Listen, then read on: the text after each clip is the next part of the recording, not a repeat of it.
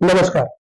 काल फारुख अब्दुल्ला यांनी अतिशय घृणास्पद असं एक स्टेटमेंट दिलेलं आहे. ते स्टेटमेंट म्हणजे राम के बाप ने राम को घर से निकाल दिया. तुम्ही राम आणि राम के बाप ने, तुम्हाला लाज वाटते का? तुम्ही काय बोलताय?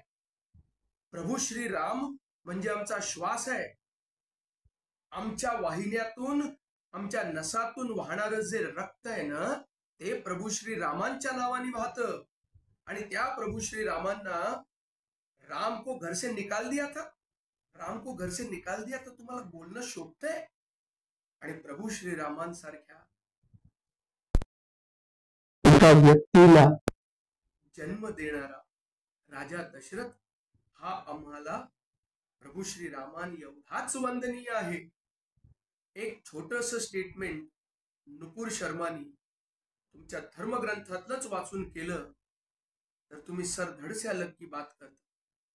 मग श्रीरामांबद्दल असं वक्तव्य करताना तुमची जीभ जडली नाही का? काय भाषा वापरताय तुम्ही? ह्या भाषेचा वापर परधर्मीयांनी तर सोडाच, पण हिंदू धर्मातल्या देखील कुठल्याही व्यक्तीने अशा भाषेचा वापर करू नका. राजनीतीमध्ये तुम्हाला एकामेकांबद्दल काय टिप्पणी करायची आहे ती तुम्ही टिप्पणी करा. त्याचं अनालिसिस सर्वसामान्य जनता करेल. पण ह्या सगळ्या गोष्टींमध्ये प्रभू श्रीरामांचा उल्लेख कुठल्याही आपत्तीजनक पद्धतीने केला जायला नाही पाहिजे, ही तुम्हाला समज आहे. आणि हा व्हिडिओ बघणाऱ्या प्रत्येक व्यक्तीने या गोष्टीचा निषेध करा. असं कसं तुम्ही म्हणू शकता? प्रभू श्रीरामांबद्दल असं वक्तव्य करायचा अधिकार तुम्हाला कुणी दिला? आणि ह्या पुढे हिंदू समाज हे सहन करणार नाही.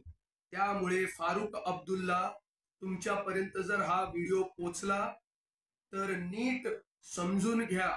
अशा प्रकारची वक्तव्य खपून घेतली जाणार नाही.